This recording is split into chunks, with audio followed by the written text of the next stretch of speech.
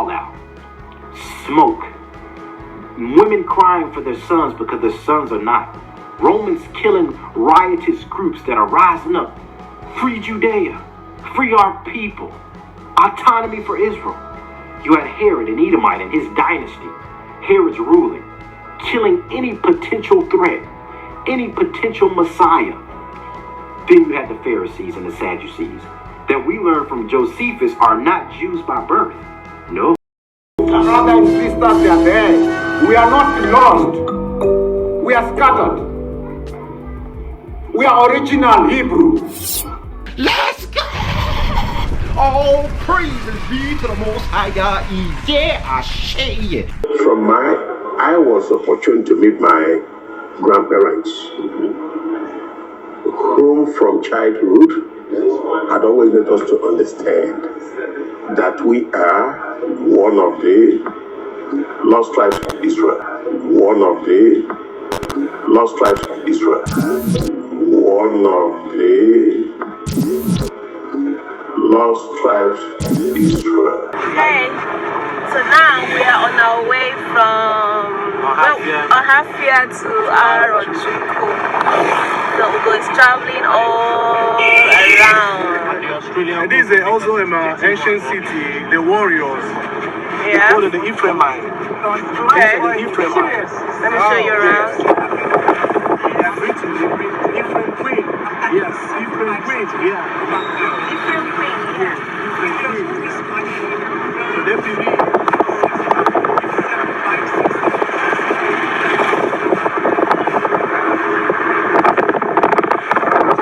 He said this particular place, they say that they're from the tribe of Ephraim. Yeah, Ephraimites. The Ephraim. And ethnicity is a cult? What's up, Zion Dynasty? This is your favorite dreaded Israelite, the man, the myth, and the legend, Mr. JB Zion, y'all. Welcome back to the channel, family. Welcome back to Zion Dynasty, where yours truly, I'm back in the fringed up flesh, about to hit y'all with another banger. All glory, honor, dominion, and power to the Most High Yahweh B'Hashem Yahweh Shai. So family, y'all, welcome back to the channel. We're gonna jump into this. This is gonna be a prophetic, just a roller coaster, y'all. We are gonna go through a lot of precepts. We're gonna look at a lot of current affairs. There is a lot that's been going on in the news. You guys already know about war talks, rumors of wars, World War III, Russia, Gog, Magog, Moab, China. We've done lessons on that. Y'all check out the most recent one, but there's so much going on, family, and there's so much prophecy that is indicating that we are in the last days, family. We are right there, family, to the return of Yeshua, the liberation of the 12 tribes, and the unification of the 12 tribes, and our people being exalted world without end in the age to come, as the Gentile power constructs are coming to an end, family. We are witnessing this in this generation, right? We used to think that this might happen 5 years from now, that us being in the season means 3 years from now, 2 years from now. But y'all, it's looking like a month from it's looking, I'm telling you, family, this is a dreadful season we're in, and an exciting season that we're in for Israel, for the awakening and that kind of thing. And that's why I'll give all praises to the Most High Yah for using Zion Dynasty, for using our different Israelite elders, Big Judah, Teo, Elder Ayil, Benaiah, Pastor Kelly, even IUIC, the camps, for doing a great job, Deacon Destructive Moses, all the different Israelites, Watchman Reports, Kingdom Preppers, all the different Israelite teachers, leaders, and prophets that are putting their bricks in, because we're in the last stretch, family. And don't give up. If y'all haven't seen that last video, y'all check that video out. I want to encourage Zion to don't let anybody try to steal your joy in this season, family, because the Most High is getting ready to cause the nations to bow down at the feet of the Most High's children, to let them know that the Most High has loved them, family. We are and it's exciting, family. All of the lies that we've been told, all of our history doesn't matter, who we are doesn't matter. You know, you're just the absence of color, so-called black, so-called Negro, so-called niggers, right? That's what we've been told. We've been told that our history, we don't really have any extensive history. We poofed on the west coast of Africa. Some of y'all was already in the Americas. Y'all were just the aboriginals. Y'all don't have any civilized history, right? As Negroes, you don't have any contribution to culture. All of this was Satan, because he knew the greatness that we were, family. I got to tell y'all, he knew that we were the very chosen people of the most high power. The creator of everything had a special family, and we are that blood descendants, right? And Satan knew it the whole time and has been doing everything that he can, had been doing everything he could to be able to discourage our people, to bring an end to our people, to eradicate the name of Israel, the remembrance of Israel out the earth, family. So we're going to be going into what's been going on, family. When I heard about this, I saw it. Shout out to Teo, brothers Teo, Elder Teo. He had posted, he posted on the community post a news article, right, about what's been going on with the water supplies in Europe. Now I'm gonna put that clip in. Let me pull this up for you guys. So on this community post, I think it came up on my feed. It talked about how the Israelites in Europe, he said, y'all might need to consider going to Africa, right? Because it said that the Europe was facing the worst drought, I think it was in 400 or 500 years, right? And I said, what is this? Now keep in mind, I had just seen a lesson by Elder Ayil, where he was going through, I think, Doctrines and Covenants, chapter 45, I believe, in verse 28. And he also went through, I think it was the seal portion, chapter 88, that was talking about the great river drying up that gives her life, or that this river that gives its nutrients to Babylon. And we're going to go to that in the actual scriptures, family. I'm going to show you guys that. And that was a couple of weeks ago. And that was before this news article. I think it aired, this was 5 days ago. So this was like August the 11th is when they had a news segment that was talking about how the drought that was plaguing Europe, France, a lot of these European countries, Germany and that kind of thing was getting so overwhelming that they were telling people to only wash their cars a certain amount of time. I mean, it was extreme, right? That they couldn't just overindulge in water. If you can avoid just running water for long periods of time and that kind of thing, they encouraged you to do so because of what's been going on. And I said, this is prophecy fulfilling itself. So I'm going to show y'all that clip first. And after that, we're going to come back through and we're going to go through some scriptures. I'm going to drop some history with you guys and show you all what time frame we are in terms of the kingdom for our people. So let's check that out.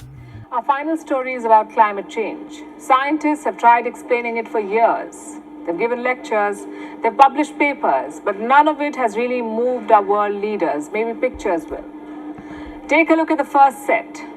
It may look like a desert, but it's not. What you're looking at is a reservoir in Spain. 84% empty. You can see the paddle boats and water slides abandoned nearby. Aquatic life driven to death. The reason? Climate change. Spain had its hottest July since 1961. Some parts of the Iberian Peninsula are at their driest in 1200 years. Let that sink in. 1200 years. Now for the next set of pictures. What you're looking at is Italy's longest river, River Po. Large sandbanks have started appearing around it. Why? Again, climate change. This region is facing its worst drought in 70 years. As the river pulled back, it reveals some ghosts of the past, like this one, a bomb from World War II. The device was found by fishermen in the region. They called in the army, which carried out a controlled explosion. Now we go to France. See those beautiful sand plains? What if I told you those are not plains? What you're looking at is a dried up river. Not a single drop of water remains. All the tourist boats have been beached as a result. The restaurants nearby have nearly shut. The reason? Our next set of pictures will give you an idea. Wildfires are raging across southwestern France. Nearly 6,000 hectares of forests have been burnt. This blaze follows two wildfires in the month of July. Put together, they scorched more than 20,000 hectares. What do these pictures tell you? A crisis of biblical proportions. You've seen the pictures, now let me show you the data. 63% of land in Britain and Europe is facing drought. 63%. That's almost the size of India. 46% of the land is under warning, 17% under a state of alert. It's a perfect climate storm. The rains have reduced to a trickle, the temperatures have hit multi-decade highs. As a result, Europe's rivers are drying, the reservoirs barely have any water left, and the situation is the same across the continent. Southern England had its driest July since 1836. Overall, it was Britain's driest July in 20 years. The government has declared amber alert for the next 4 days. Temperatures are so high it could trigger fires. In France, they already have. It was their driest July since records began in 1959. 3 countries breached 40 degrees Celsius last month: Spain, France, and the UK. Now remember, we're talking about Europe. Their summers are supposed to be pleasant and cheery. It's supposed to be the travel season. Instead, Europe is literally baking. We haven't analyzed fully the event because it is still ongoing. But based on my experience, I think that this is perhaps even more extreme than the 2018. Just to give you an idea, the 2018 drought was so extreme that looking back at least the last 500 years, there were no other events similar to the drought of 2018. But this year, I think it is really worse than the 2018. This drought has serious economic consequences. You see, rivers in Europe are not just vital ecosystems, they're transport routes. They carry around 1 ton of freight per citizen every year. Total value more than $80 billion, 80. But right now, those rivers look like this.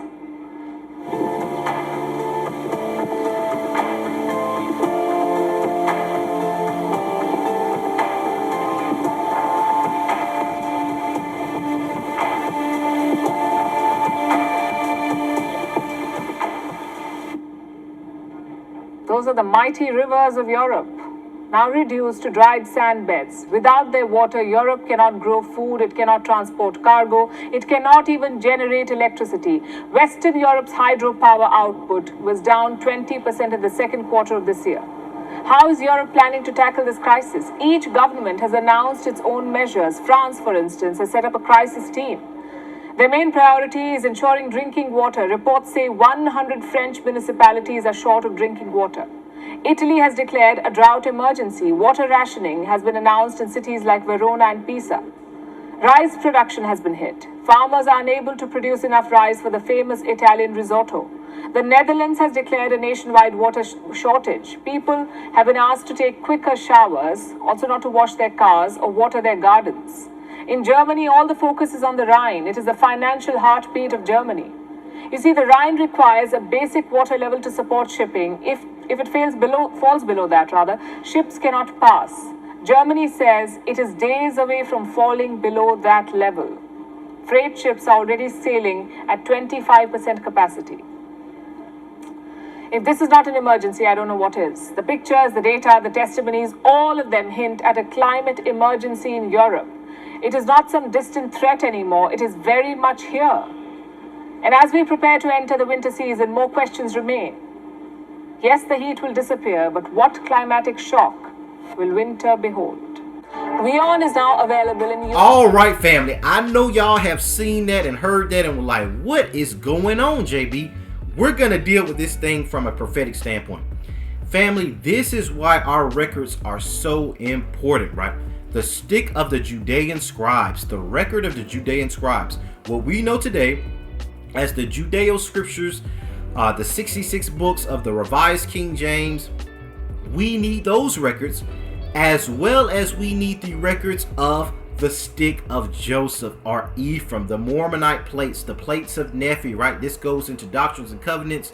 This goes into the sealed portion. This goes into the books of Nephi, the sealed book of Moses. This goes into the book of Lehi, right? It's a lot of those. And as I pointed out in the last video, you can get the Book of Mormon off of Amazon. And I had a edition that came. Let me pull that up for you guys. All right. Now, you can get this off Amazon. It has 3 of the plates. It has the Book of Mormon, Doctrines and Covenants, and Pearl of the Great Price. The same company has just one that just has the Book of Mormon, but I recommend this one. If you can find it, it's on Amazon. The Sealed Book of Ephraim as well. Now, I got this from a link that Elder Ayil had on his channel. If you guys are interested in that, just comment and I can hyperlink that link and put it in my comments as well if you guys are interested. But yeah, also the sealed portion of the Book of Mormon itself, the final testimony, the sealed portion, you can get this off Amazon. Massive book. When it came in the mail, I was like, what in the world? And that's where we're going to be going to a lot of scriptures, family, because I'm going to connect that our people had already been in this land, right? Our people had been a lot of Northern Kingdom, a lot of Joseph, a lot of Ephraim and Manasseh had already been in the Americas, family. Now, with me saying that, now keep in mind what you just saw what's going on in Europe, about the floods that's going on. We're going to deal with that, family. We're going to talk about that because the records that have this information about the judgment coming upon Babylon is the Book of Mormon, the stick of Ephraim. Those records connect Assyrian history, which is the birthplace of the empires, and the American captivity, are the 10 toes of the statue of Daniel. Those historical alaftavs, those periods, are gone into great detail in Joseph's records. Because as you all know, family, now this is where you got to know what happened in the history of Israel. The Assyrian captivity, or the Assyrian Empire, let's start with that. The Assyrian Empire conquered the 10 tribes of Ephraim, or the 10 northern kingdom tribes of Israel, ruled by the house of Joseph. That's the Assyrian history.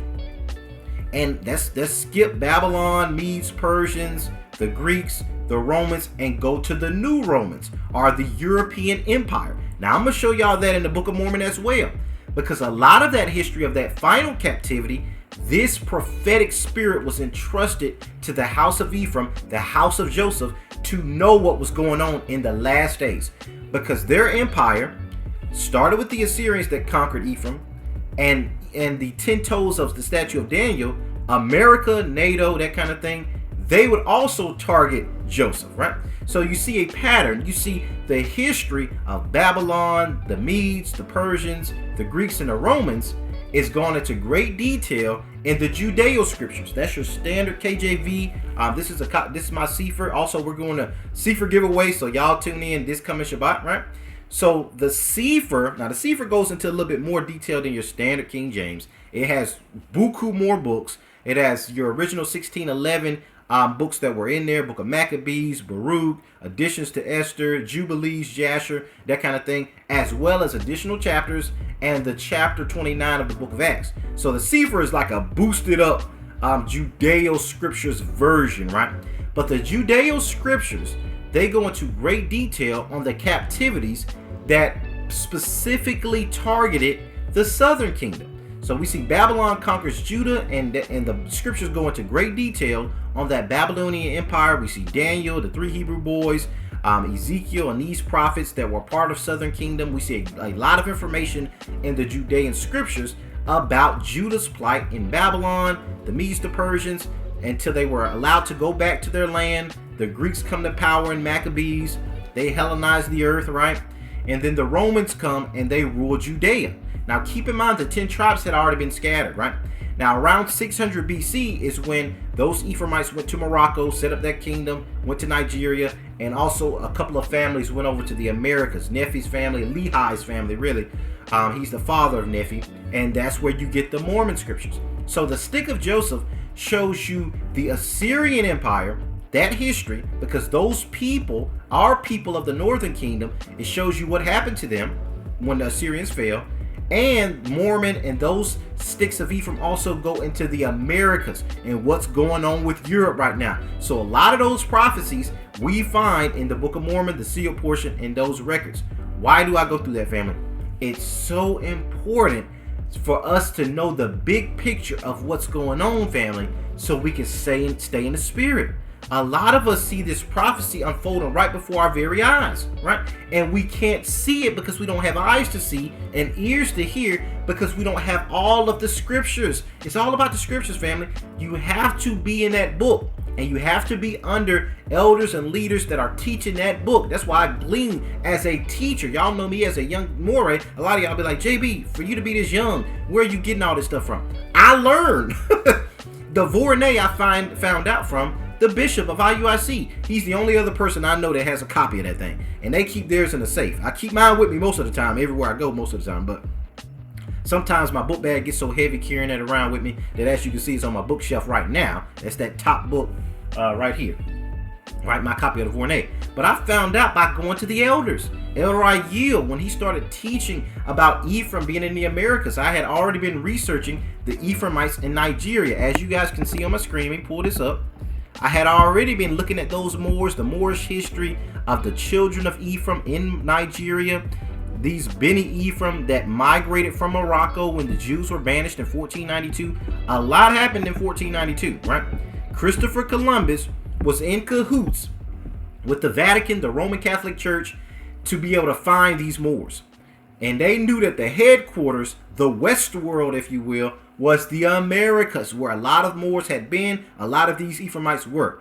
Christopher Columbus, working with the Catholic Church, working with Spain and Portugal, right, to get licensed. Y'all check out some of those Moorish videos.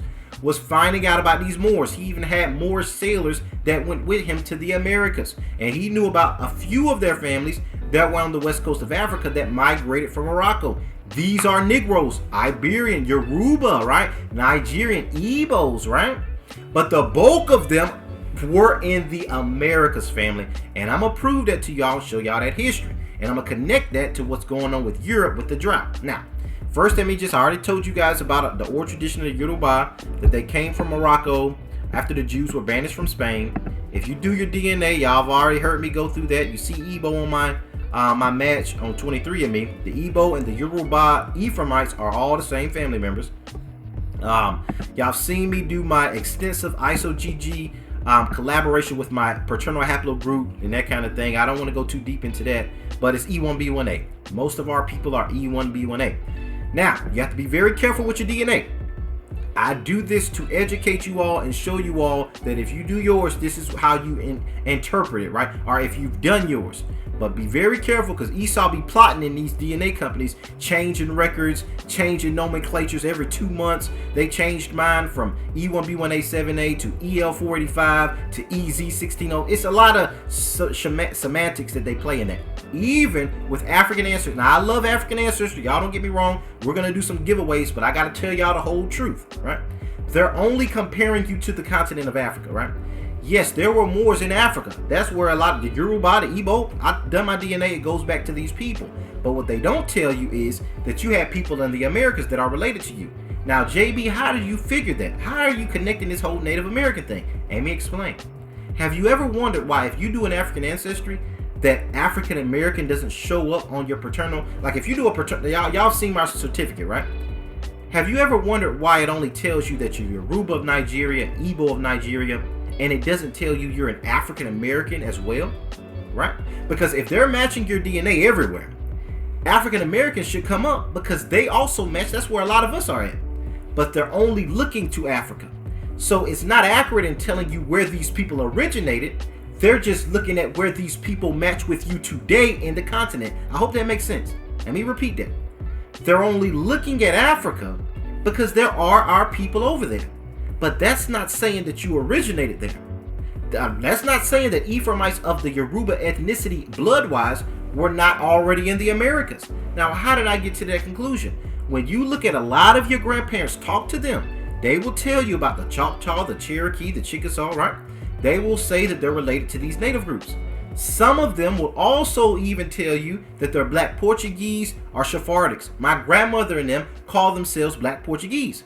But wait a second, y'all say you're Choctaw, Chickasaw, Cherokee Indians, and they say, yeah, they're the same. And I did an extensive DNA search investigation into this on my grandmother's line specifically, my dad's mother.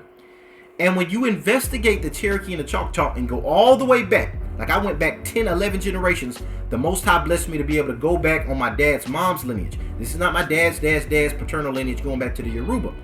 But when I did my dad's mom's lineage, it went back to the Choctaw. But when I went back further, it went back to Black Portuguese.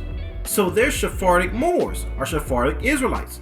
But that's the oral tradition of the Nigerians. So wait a second, were there Nigerian African people that were already in the Americas? And they became these original tribal groups that we know as the Native Americans? That's where Mormon, that's where it all connects together, family. Our people that know, well, we're the natives, right? Shout out to Dane Calloway, Big Judah, and all the Elder Aiel. And then some of our people say, well, we're Khemitic, right? The original plates of Nephi, they were interpreted by Joseph Smith. He did not write them, he interpreted them because he knew Portuguese and he knew how to interpret Egyptian hieroglyphs. The Egyptian culture was very big with Ephraim because, now understand, the kingdom of Morocco, the ancient Moors, that kingdom was set up by the Ephrati family, the Dahoudi family, that say they come from Ephraim. Wait, they say they're David, but they say they come from Ephraim. And they say their kingdom had been set up as long ago as going all the way back during the time of Joseph in Egypt. That Joseph, when he was the prime minister of Egypt under Pharaoh, he set up kingdoms in Egyptian territory. Canaan belonged to Egypt during that time. Understand. And that gets into some Moses history and Moses being a prince of Egypt. But that Egyptian culture, I set out to say this, is very heavy with Ephraim, right? And our people, almost to our downfall, trusted in Egypt sometimes when the Most High said, you're going to put your trust in Egypt, and Egypt's going to backstab you. Because at different points in history, the Most High was judging and letting our people know, if you don't trust me and you start trusting in other help, your eyes are going to fail with longer for your vain help when you want to trust in everybody else and not trust in me, right? So we see the Native Americans connecting with the Black Portuguese, connecting with the Moors, connecting with the ancient pyramids, connecting with the Olmec heads, connecting with Mexico, or ancient Mexico, the Cherokee, the Chickasaw. We see all of that connection with the natives. We see heavily Khemitic influence. We know that they were Moors. A lot of them practiced Islam because they believed Islam was the rallying cry for Northern Kingdom, because Judaism had already been infiltrated by the converts, Khazars, Edomites, Herodian dynasty, the Pharisees, the Sadducees. Edomites were running Palestine. The Romans, Amalek. So our people created this vain help of the stone. And when I say that, I know some of my Moorish brothers might not like that, and a lot of Israel might be like, why are you even entertaining Islam? I know the history of it. Before it was a mainstream religion, it was similar to a sect like the Nazarenes or the Ebionites. It was a submission to Yah. It was a concept of discipline, like a monk status of coming under the Most High Yah, cutting off pork. And a lot of those tenets in Islam is from Torah. And our people created that because we wanted to let the white folks have Judaism. And we didn't want to call ourselves Jews. I'm just giving you the history. But our original practices of circumcision and Torah and not eating pork and that kind of thing were Judaistic. And I hate to use Judaistic because it gives the Jewish occupation undertone, but it was ancient Shemitic practices going back to Moses, right? So we see the connection between the natives, the connection between Khemit, the connection between the Moors, the reason the Moors practiced Islam, and they ethnically were Hebrew Israelites. They were Israelites by ethnicity, family. Now, all right, family, I had some technical difficulties. Satan was trying to hit the video player started acting up on me. I couldn't see my feedback. But basically, Satan and the nations know there is a connection between the so-called black man and these 5 major trains of Imhotep or pro-black trains of thought, right? They're all connected to us being Moorish Ephraimites or Moorish Ephrati, indigenous Amazigh of Morocco, right? Dating back to Joseph setting up that kingdom on behalf of Egypt when he was there. Now, and he sees that collaborated.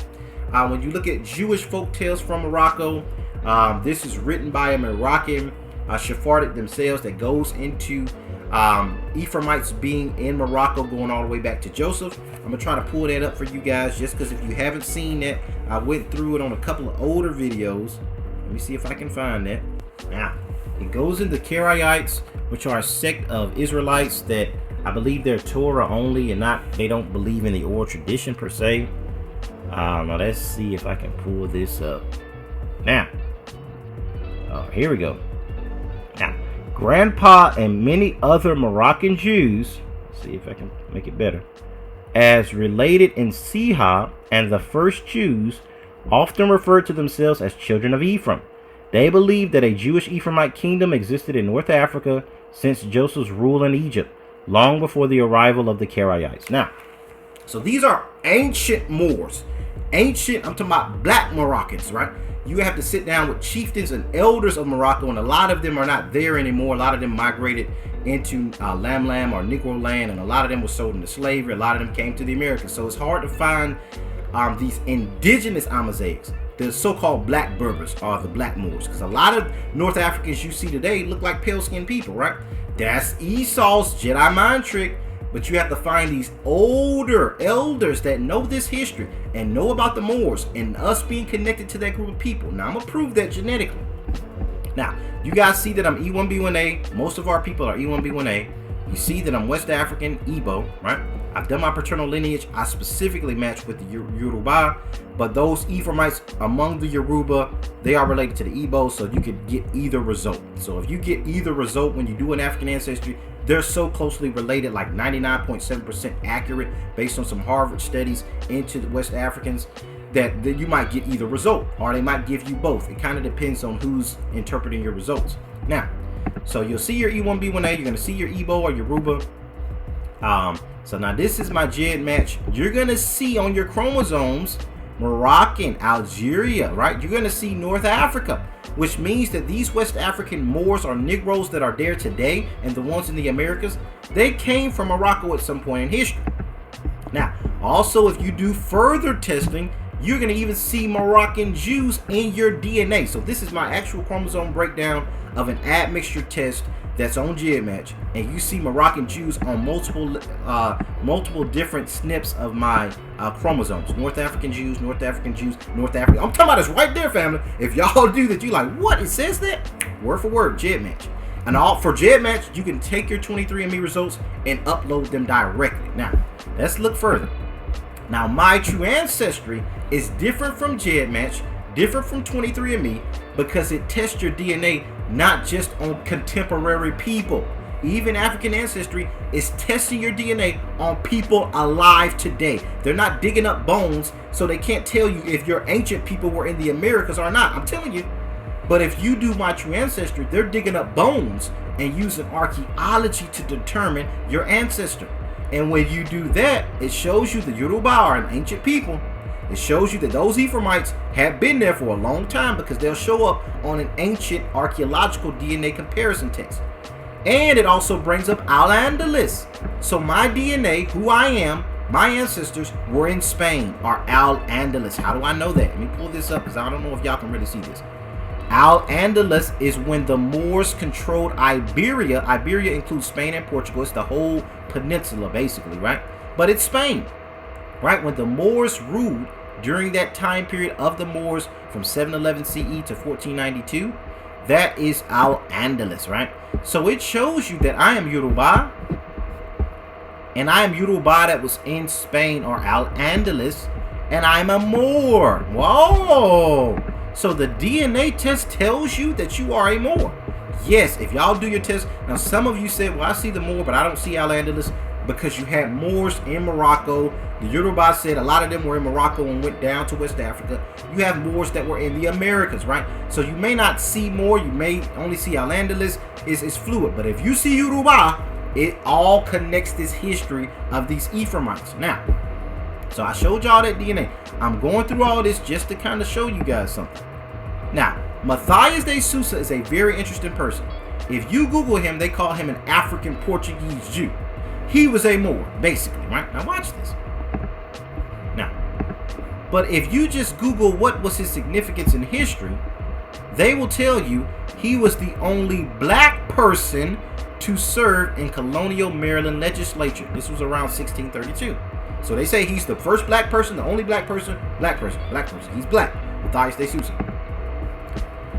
But on this website, Azurian Immigration, watch this. It says many scholars have speculated with supporting evidence that Europeans had discovered America before Columbus. What? Europeans? Now this is them trying to explain these Moors that were already over here. Watch this. The Norsemen and the Portuguese are frequently cited as being those early discoveries, right?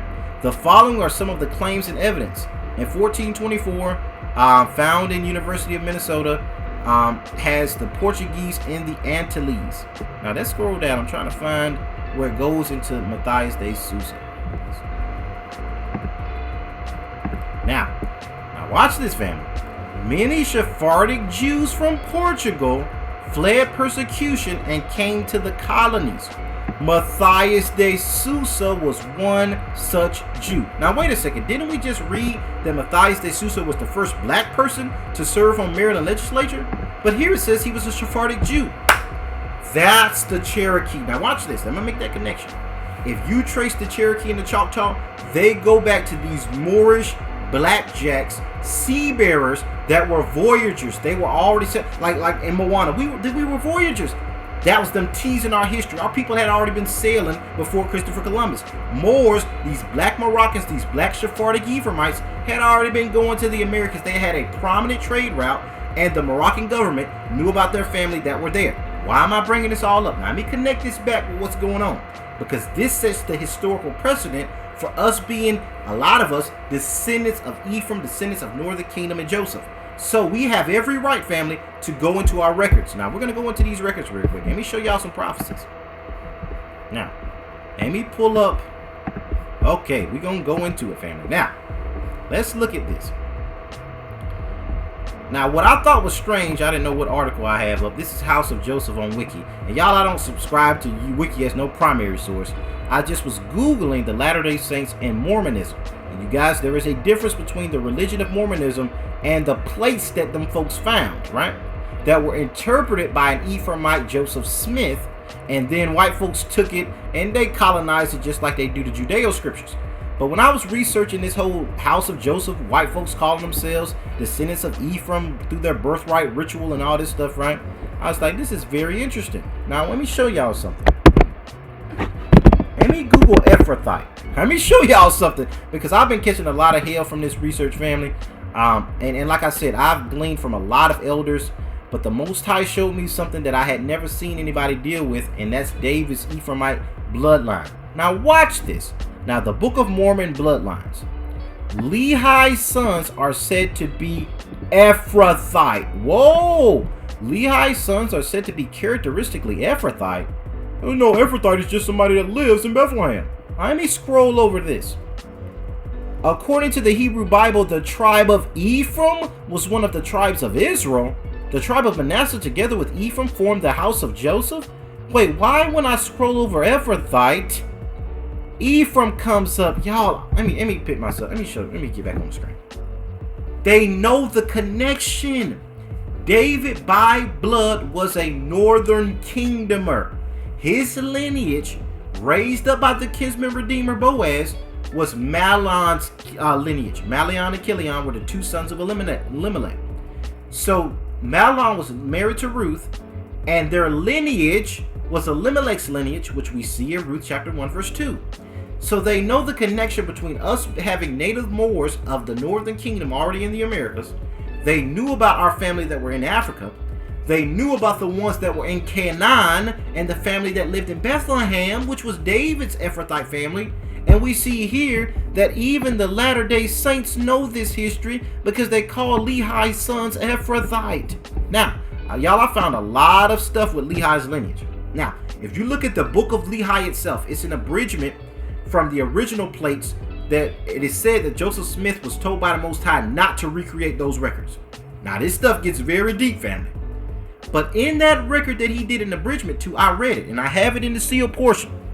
All right, I have it in the sealed portion. I'm going to pull that up and show you guys what Lehi's lineage was said to be. Now, watch this now, because I found some conflicting stuff. But then when I found this in the sealed portion, I said, wait a second. Now, this is the sealed portion. I'm going to show y'all about them rivers drying up. Shout out to Elder Ayil. Because that prophecy, he mentioned that scripture maybe 2 weeks ago, and now the waters are reported to be drying up. So we're going to deal with that in chapter 88. But first, let me show y'all something real quick. Let me go down. Let me see if I can scroll down to the book of Lehi. It's kind of hard using it on this laptop, family, but let me see if I can pull it up. All right. Appendix.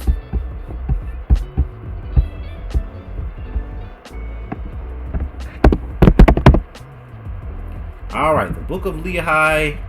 Let's see if I can find that. on my online edition. I would just open the book, family, but this is easier for you guys to be able to see.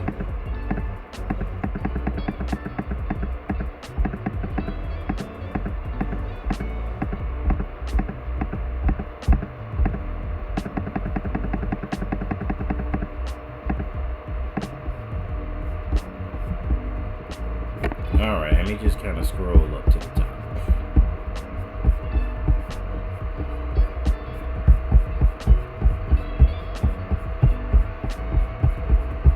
Alright, here we go, family. I'm sorry for the delay. Now, the book of Lehi, an abridgment taken from the plates of Nephi, and I thought this was very interesting, family. Now, it's going to go through his lineage. So in chapter 1, we're going to start at verse 6. And these are the generations of Lehi, and I take these things from the record that Nephi had written upon plates of ore, steel plates, and which are found among the records that I received from Ammoron. And Lehi was the son of Jeshurun, a high priest among the Jews. So watch this, family. When y'all say that only Judah was sent to the four corners, that is inaccurate, family. You had northern kingdom members in that 70 CE dispersion migration group that were in the time of Palestine in that land during Yeshua's time. You had Bethlehemites, Ephraimites that lived within Jerusalem. Now we're going to prove this in the Book of Mormon. So, and Lehi was the son of Jeshurun, a high priest among the Jews, but he was not Judah, who lived in Jerusalem. This goes back to David living in Judah, but he was Bethlehemite or Ephrathite or Ephraimite. And Lehi was also a high priest like his father before him, and they were high priests after the order of Aaron. So wait, how was he operating as the priest?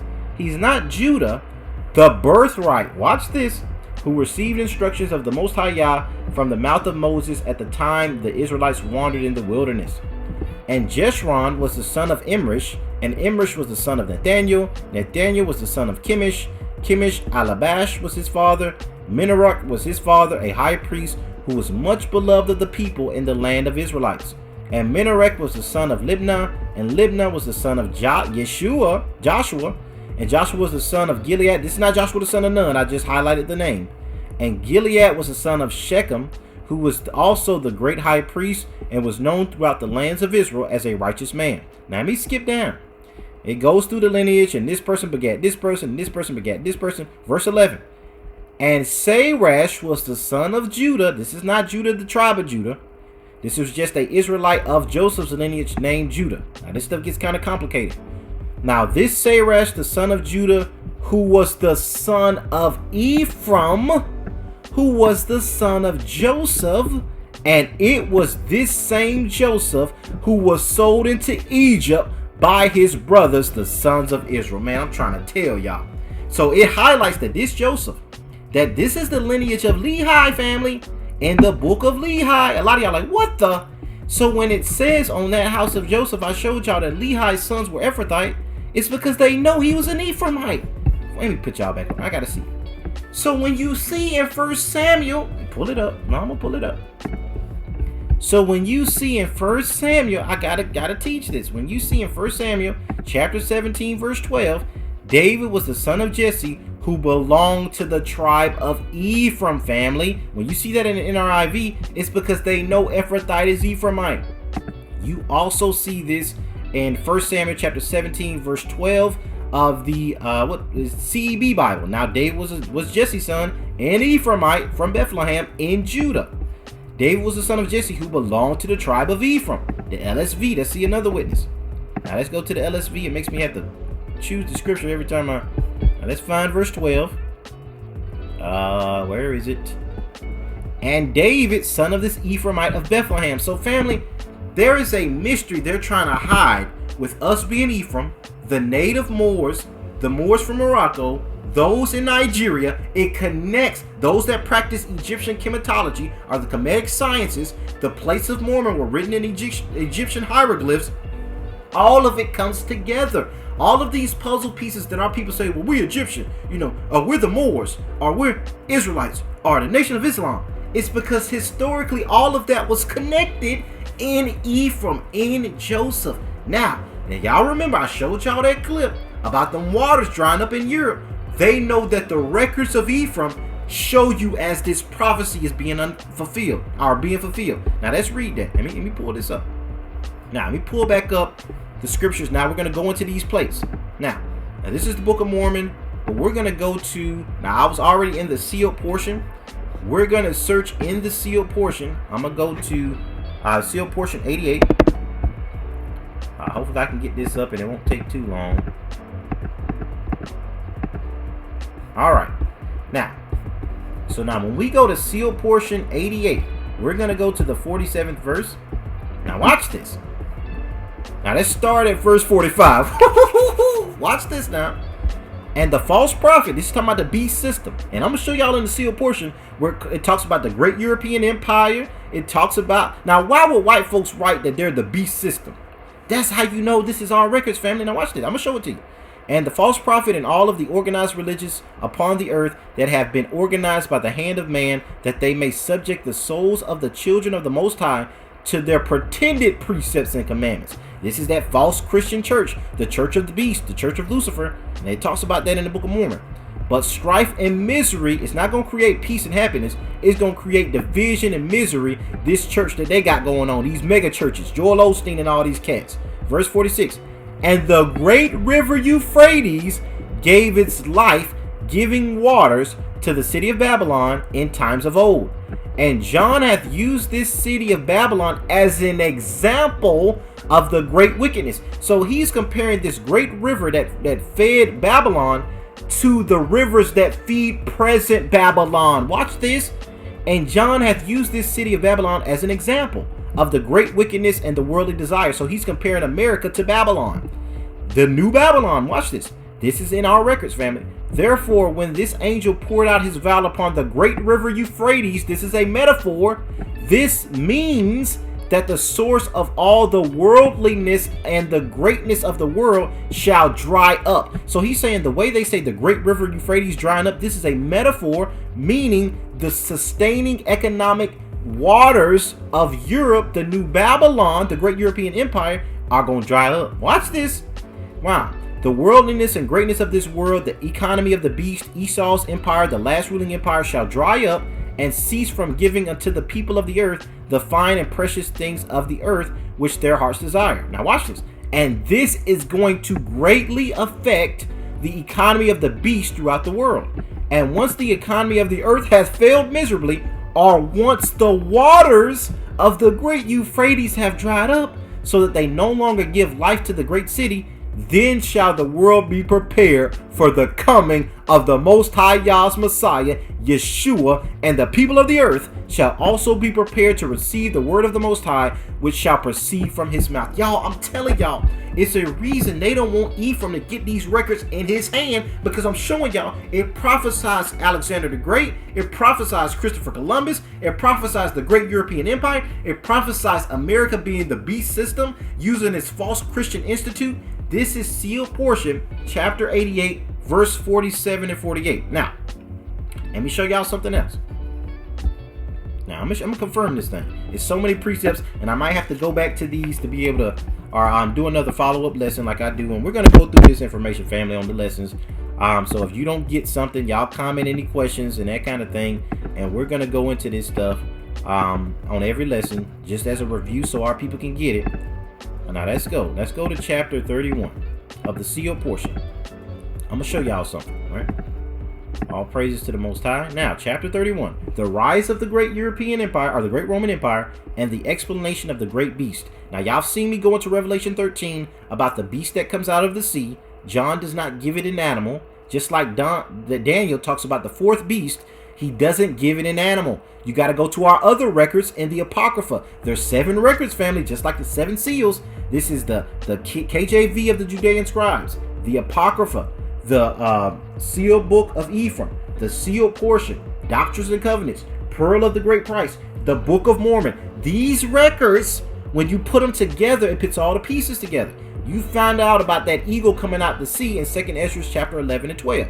Now, the Roman Empire is one beast, and the great European Empire, which is an extension of Rome, and this specific great European Empire is the 7th beast. It's talking about Great Britain, and the United States comes out of that, right? It goes into that in Revelation and in chapter 31 of the sealed portion of Mormon, of the Book of Mormon. Now, watch this.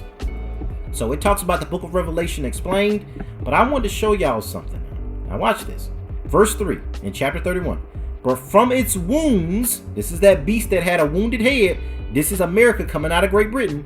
The rise of another great nation shall come to pass, and this nation shall be known as the great European Empire. This is when America leads that charge, right? That revived Roman Empire. NATO, those 10 founding market companies, the European ones, somebody asked about that, of NATO, the original founding was, now I think it's like 40 countries that's in NATO today, but this is when they were founded, those 10 founding European nations that were founded on the land of our people, and we're going to read that.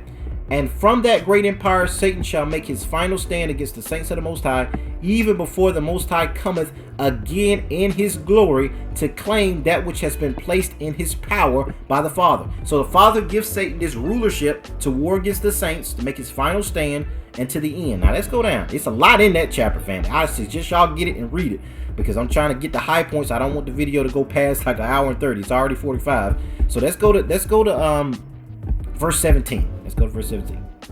And this last nation, now let's go back to verse 16. Nevertheless, I, Moroni, have been commanded to explain unto you the words of the prophet John that pertain to the great Roman Empire, but also the great nation that shall rise up because of the Romans, the extension of the Romans. Even in the Willie Lynch letters, Willie Lynch says that our techniques would make the Roman Empire blush, right? And I showed y'all that in that Willie Lynch. Y'all check that video out. This shows that America, they know who they are. Now, that's a powerful statement by itself.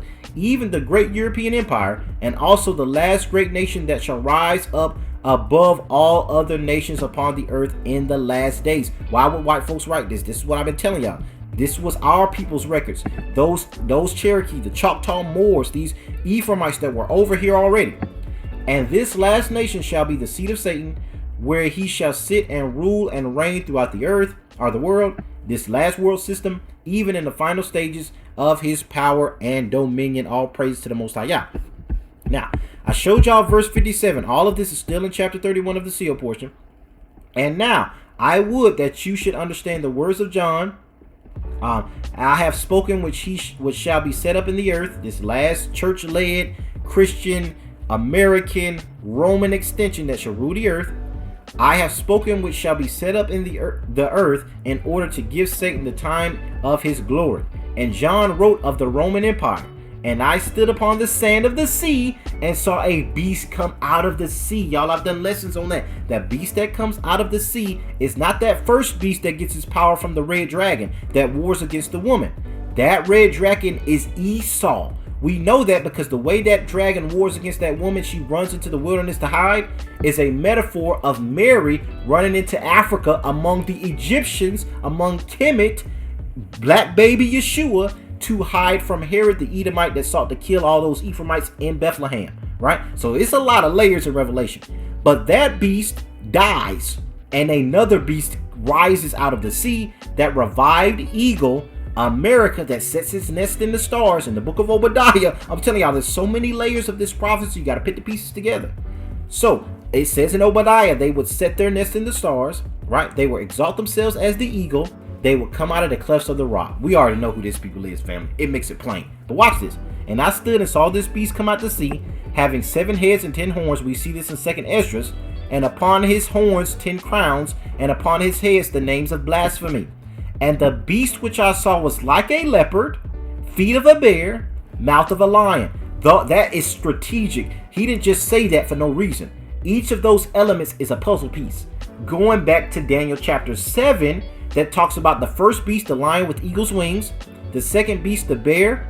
The third beast is the leopard. And the fourth is this dreadful beast. Daniel doesn't give it an animal. We see it's an eagle by the book of Revelation and by the book of 2nd Esdras, right? And the book of Obadiah as well. Obadiah says when he judges that eagle of Esau, the kingdom will be turned over to the black man, or to Israel, right? So that lets you know Esau has to be the last ruling empire, because after he's judged, it says the kingdom belongs to the Most High Yah. So how does that happen? That means Esau is the end of the world, which we saw in 2nd Esdras 6 verse 9. I'm telling y'all, it's just layer upon layer. Now I showed y'all them waters drying up for a reason. This is letting us know that our time is coming, Zion. Now let me give y'all some more precepts. I gotta give y'all these precepts. I gotta try to give y'all these as quick, and I'm gonna go back through these. So if I sound like I'm rushing, I'm gonna go back through these scriptures, family. Now, verse 81 says, "Thou seest that after the book is gone forth through the hands of the great and abominable church," that's Europeans getting our records. So in the book that they colonized, the book prophesied that they would do that. I'm telling y'all, this stuff is legendary. And it talks about the time of the Gentile nations and that kind of thing. Now, we got to go through some more precepts. Now, I showed y'all in Seal Portion 88 about the waters drying up. And let me show y'all something about us being in America.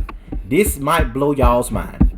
And I hope y'all can read, and I hope let he that has an ear to hear, let him hear.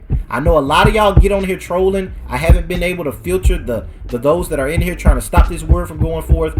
And I got to let the Most High fight that battle. And I thank all of y'all that are fighting on behalf of Zion Dynasty, trying to give y'all these scriptures. These are y'all records. And I've been taking a lot of flack because I linked David to being an African or an Ephraimite, right? These indigenous black person that was in Bethlehem, those Ephraimites, because they were Negro family. So I've connected David with Ephraim and an Ephraimite family that lived in Bethlehem. And Satan don't like that thing, right? He don't like that because he knows that Africa was named after Ephraim. He knows that African Americans are named so because of the American Negroes that were over here. So y'all, it's doing this work. You can't be afraid of Satan. You just got to do what you got to do, right? Now, we're going to go to chapter 79. Let me see if I can pull it up. Let's see. I know I'm scrolling fast as dirt, family. It's kind of hard to do it on this. Let's see. Chapter 79.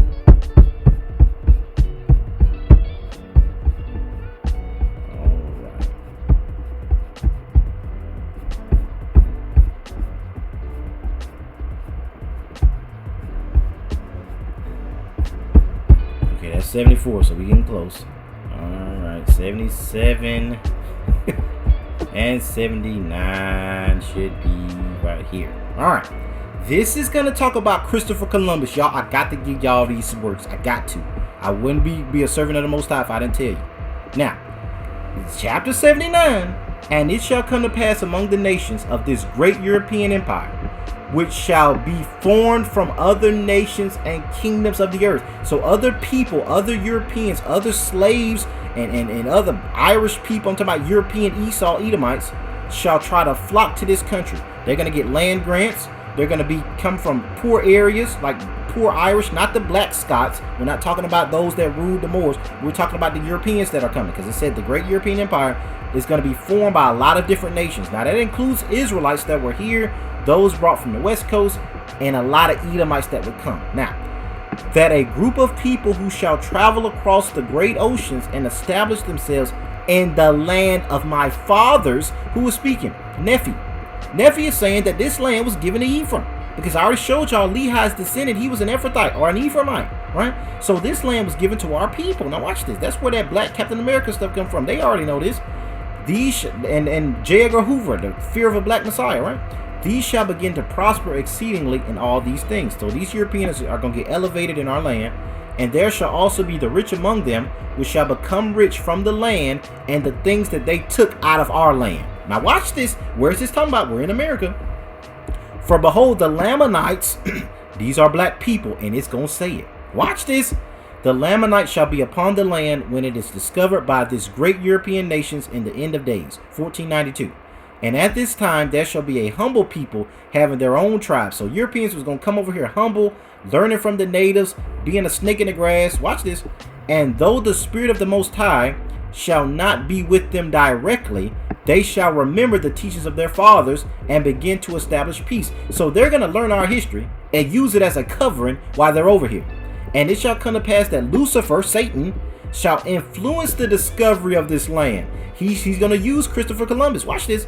"Which is filled with all manner of precious things, which are the desires of this great and abominable church. And when the promised land is discovered by the people of the great European empire," wait, the promised land, America, "it was given to Ephraim," right? Double fruit. Ephraim had borders over there in Africa when the 12 tribes were together, and Ephraim was given their own land, which is the Americas, when the angel told Lehi not to go back because he was going to judge Jerusalem in 70 AD, because Lehi's family were among the Jews, Ephraimites that lived there, and they left to go to the Americas. This is Ephrati, Yoruba, all of this connects. Now, this promised land in the Americas is discovered by the people of the great beast, or the European Empire, and they're going to come get the gold and everything over here. Watch this. And it shall come to pass that they shall begin to destroy the Lamanites. Lamanites are descendants of Lehi's son Laman, and his 5 sons he had. These Lamanites, it's going to tell you what they look like, and take from their lands and force them into places which are desolate and void of the precious things that these European nations desire. And the Lamanites shall begin to dwindle. That's when we became low upon the earth. And their lands to the effects of the lust of the great and abominable church, the Catholic Church, which was working with Christopher Columbus and getting licensed from Spain and Portugal to war against these Moors that were in Africa, and their base that was the Americas, or Amexem. And the men shall destroy the Lamanites and shall think that they're doing God a service. Why? Because they believe the Lamanites and all those who are of dark skin. Oh my God, y'all. The Lamanites were black? Wait, these Native Americans, they were black? They were Negroes of dark skin? That this land was given to them?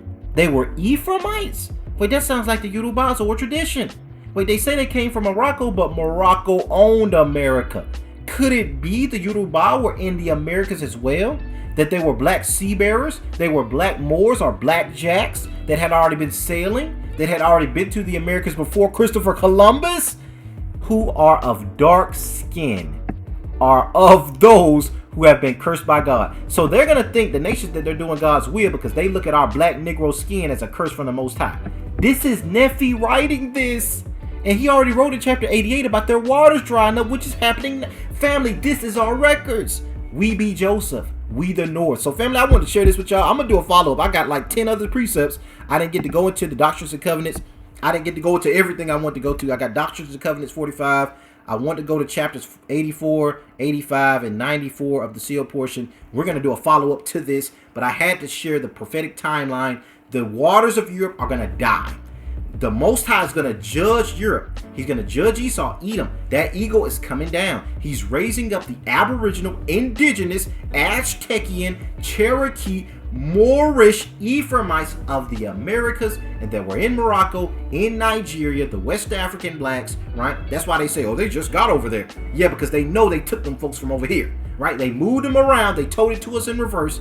And I showed y'all that in the Vornay about them white folks in chains. I'm gonna connect all that together, family. Shout out to Dan Calloway and these brothers doing great research to connect all of our people back together under the historical timeline of who we are as these indigenous Moorish Ephraimites are noblemen, Nazis of Joseph. So family, I hope y'all got something out of this. Peace, love, blessings, and Israelite power. I hope y'all took notes. If y'all have any questions, concerns, comment that. Sefer giveaway coming up. I'm working with Sefer. They love the work that we're doing, family. And a lot of y'all might feel some type of way about that and think, oh, why are they? However the Most High allows them to allow me to get this message out to my people, I give all praise to the Most High Yah, because we got to do it, right? So wait out for that Sefer link that I'm going to be giving to y'all. I'm going to give out some Sefers this coming up Shabbat. So y'all be tuned to those lessons. So I love you all with the love of the Messiah. Peace, love, blessings, and Israelite power to the 12 tribes scattered to the 4 corners of the earth. I love you all with the love of the Messiah. Be blessed. Shalom. All praises.